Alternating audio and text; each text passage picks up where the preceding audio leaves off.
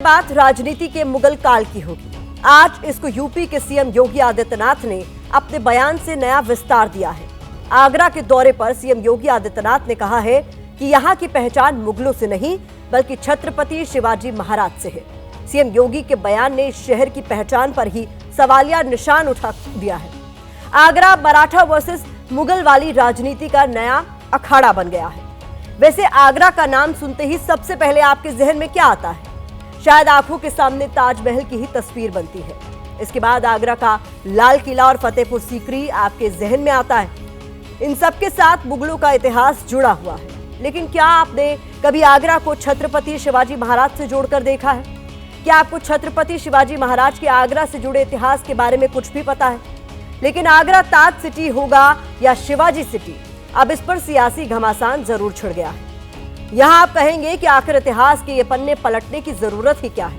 क्यों आगरा और छत्रपति शिवाजी महाराज के इतिहास को खोजने की कोशिश की जा रही है? क्यों हर दिन इतिहास के किसी नए किरदार या शहर को पकड़कर नए नए सियासी प्रयोग किया जा रहा है? दरअसल देश के नेताओं को आजकल एक रोग लगा है। इस रोग का नाम है देश से मुगलों की पहचान मिटाना और पूरे देश की एक विशेष पहचान बनाना।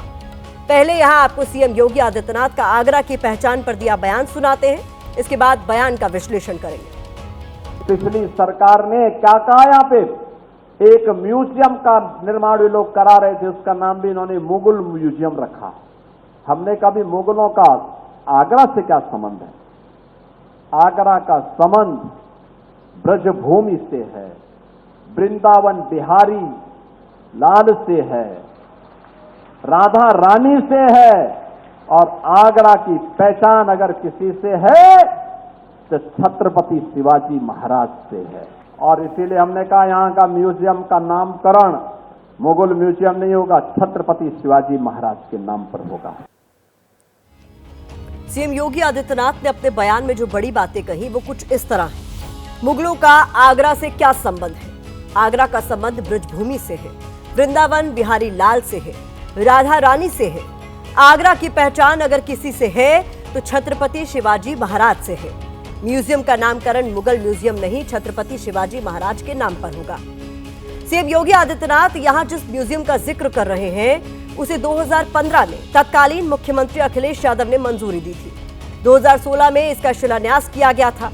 आगरा में ताजमहल के पूर्वी गेट के पास करीब 1.5 किलोमीटर की दूरी पर संग्रहालय परियोजना तैयार करने की बात थी। इसके लिए ताजमहल के पास 6 एकड़ जमीन दी गई थी। इस म्यूजियम में मुगल संस्कृति और कलाकृतियों को प्रदर्शित किया जाना था। मौजूदा वक्त में संग्रहालय का निर्माण जारी है। इसके अलावा महाराष्ट्र की देवेंद्र फडणवीस सरकार भी आगरा में छत्रपति शिवाजी महाराज के नाम पर म्यूजियम बनाना चाहती है। 20 फरवरी को एक रैली में देवेंद्र फडणवीस ने स्मारक बनाने की बात कही थी। फडणवीस का वो बयान भी आपको सुनाते हैं। इसके बाद शिवाजी के आगरा से जुड़े इतिहास वाले पन्ने आपके लिए खोलेंगे। हमारे योगी जी ने ये मुगल म्यूजियम को शिवाजी म्यूजियम में परिवर्तित कर दिया, तो मुझे इस बात का पूरा विश्वास है कि यहाँ पर एक भव्य दिव्य स्मारक बनेगा। योगी जी से प्रार्थना करना चाहता हूँ, हमें आप अनुमति दीजिए, महाराष्ट्र की सरकार इसको अधिग्रहित करेगी। यहाँ पर एक छत्रपति शिवाजी महाराज का स्मारक तैयार करेगी। और मां कसम मैं बताना चाहता हूँ, एक बार ये स्मारक बन गया तो आपके ताजमहल से ज्यादा लोग ये स्मारक देखने के लिए नहीं आए तो मेरा नाम बदल देना, मेरा नाम देवेंद्र फडणवीस नहीं बताऊंगा।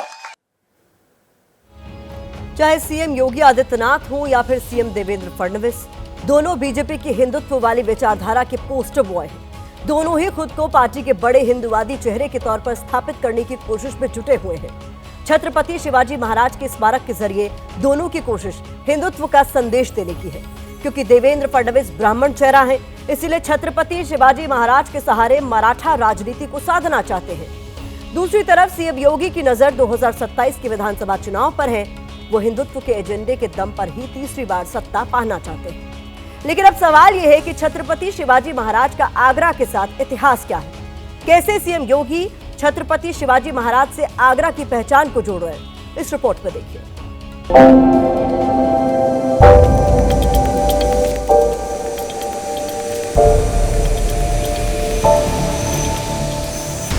और आगरा की पहचान अगर किसी से है तो छत्रपति शिवाजी महाराज से है। ये सीएम योगी के शासन वाले उत्तर प्रदेश राज्य की सरकारी वेबसाइट है। आगरा पर सीएम योगी के बयान के संदर्भ में हमने इस वेबसाइट की पड़ताल की।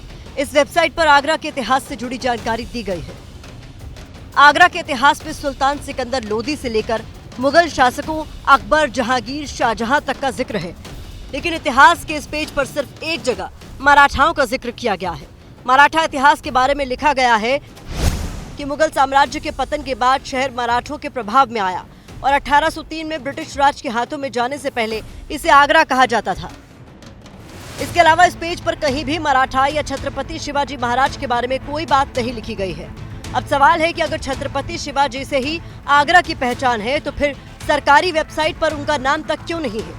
तो फिर सीएम योगी आखिर आगरा को छत्रपति शिवाजी से क्यों जोड़ रहे हैं? दरअसल इसको लेकर इतिहास में अलग अलग मत हैं। एक मत ये है कि 1630 से 1650 तक शिवाजी अपनी अलग सल्तनत खड़ी करना चाहते थे, लेकिन औरंगजेब दक्कन तक अपने साम्राज्य का विस्तार करना चाहता था। सिर्फ छत्रपति शिवाजी महाराज ने मुगलों के विस्तार को इस इलाके में रोक रखा था।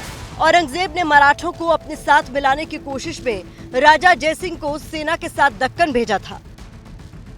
ये महाराष्ट्र वाले रीजन में शिवाजी का काफ़ी वो था, मुगल फोर्सेज को उन्होंने काफ़ी परेशान किया। उसके बाद शाइस्ता खान पे जब अटैक किया उन्होंने तो फिर औरंगजेब ने इनको बड़ा सीरियसली लिया। एंड में फिर मिर्जा राजा जयसिंह को आर्मी के साथ भेजा अपना कमांडर बना के शिवाजी से लड़ने। एंड में ऐसा होता है कि मुगल फोर्सेज शिवाजी को पुरंदर के किले में घेर लेती हैं। राजा जयसिंह को शुरुआती जीत मिली। शिवाजी मुगलों से संधि करने को तैयार हो गए। इस संधि को पुरंदर संधि का नाम दिया जाता है। संधि की बात करने के लिए राजा जयसिंह ने शिवाजी को आगरा आने को कहा था। आगरा में उनके मान सम्मान की रक्षा का वादा भी किया गया था। हालांकि संधि पर बात करने के बजाय औरंगजेब ने शिवाजी महाराज और उनके बेटे संभाजी महाराज को आगरा के किले में बंधक बना लिया। औरंगजेब की मंशा शिवाजी को मारने की थी, लेकिन वो फल और मिठाई की टोकरी में बैठकर औरंगजेब की कैद से भाग निकले। इस किस्से का जिक्र अमेरिकी इतिहासकार बर्टन स्टीन की किताब अ हिस्ट्री ऑफ इंडिया में कहा गया है। इसके अलावा आगरा के इतिहास में छत्रपति शिवाजी का और कोई उल्लेख नहीं मिलता। देखा जाए तो आगरा में इनका काफ़ी 5-6 महीने का स्टे था। 5-6 महीने का इनका स्टे कहना चाहिए। और राजपूत स्पेशली मिर्जा राजा जयसिंह की ये निगरानी में रखे जाते हैं। एक ही बार आए और काफ़ी रुके, 5-6 महीने रुके भाई, उनका स्टे हुआ। मई में प्रोड्यूस किए गए, फिर जाके अगस्त 4-5 महीने तो उनका स्टे आगरा में रहा। इतिहासकारों में इस बात पर लगभग एक मत है कि छत्रपति शिवाजी महाराज सिर्फ एक बार ही आगरा आए थे। ऐसे में सवाल है कि आगरा की पहचान को छत्रपति शिवाजी महाराज के साथ जोड़कर देखना कितना सही है, जबकि यहाँ 7 अजूबों में शामिल ताजमहल जैसे स्मारक भी हैं। वो भी हमारी ऐतिहासिक धरोहर है। सिर्फ मुगलों से नफरत की वजह से उन्हें नजरअंदाज नहीं किया जा सकता है। वैसे इतिहास की ज्यादातर किताबें और दस्तावेज बताते हैं कि आगरा को असल पहचान मुगलों से ही मिली है। मुगल शासन के दौरान इसे अकबराबाद के तौर पर जाना जाता था। ये अकबर, जहांगीर, शाहजहां के शासन में मुगल साम्राज्य की राजधानी रहा। अकबर ने आगरा में लाल किले का निर्माण कराया। शाहजहां ने आगरा में ताजमहल जैसा विश्व धरोहर वाला स्मारक बनवाया। शाहजहां ने बाद में अपनी राजधानी को आगरा से दिल्ली शिफ्ट किया, लेकिन शाहजहां का बेटा औरंगजेब फिर से राजधानी को तत्कालीन अकबराबाद ले आया। ये सिर्फ इतिहास की किताबों में ही दर्ज नहीं है, बल्कि ताजमहल, लाल किला जैसी ऐतिहासिक धरोहर के तौर पर हमारे सामने मौजूद है। इसीलिए विपक्ष सीएम योगी के बयान पर सवाल उठा रहा है, बयान को ध्रुवीकरण की कोशिश बता रहा है।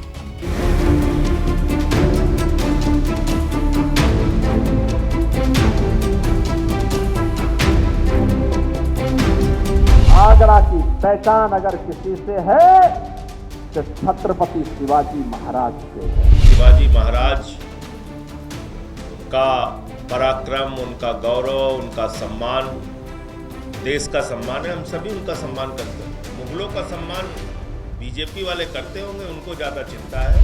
किसी व्यक्ति से पूछिएगा कि आगरा की पहचान कहाँ से, तो निश्चित रूप से वो ताजमहल का नाम पहले लेगा। इतिहास के पन्नों को पलटना वो भारतीय जनता पार्टी चाहती है, जिससे उन राजनीतिक ध्रुवीकरण हो सके। हिंदू मुसलमान की बात होती है। ताजमहल की जो बिल्डिंग है वो एक हिंदू राजा नहीं बनाया। आगरा को मुगलों ने नहीं बसाया, यह हिंदुओं के हिंदू राजाओं का एक स्थल था। देखिए, मोदी जी, योगी जी ये सब चाहते हैं इतिहास वो बदल देंगे, लेकिन इतिहास बदलते हैं आम जनता। जाने आपके शाहजहाँ ने बनवाया कि यहाँ के जो भारत के मूल निवासी थे उन्होंने कारीगरों ने उसको बनाया, या उसमें क्या था ये तो देखने का और इतिहास के पन्नों पे है, लेकिन अब जो है वो भारतवर्ष का है। उत्तर प्रदेश में जैसे जैसे 2027 नज़दीक आएगा उस वैसे वैसे इस तरीके की बयानबाजियाँ और बढ़ती जाएंगी।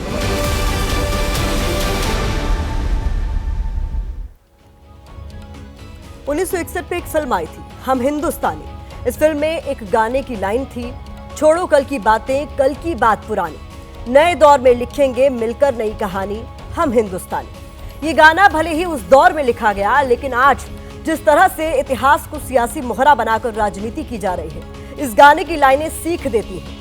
सीख ये कि कल की पुरानी बातें छोड़कर नए भारत के निर्माण की कहानी पर फोकस किया जाना बेहद जरूरी है।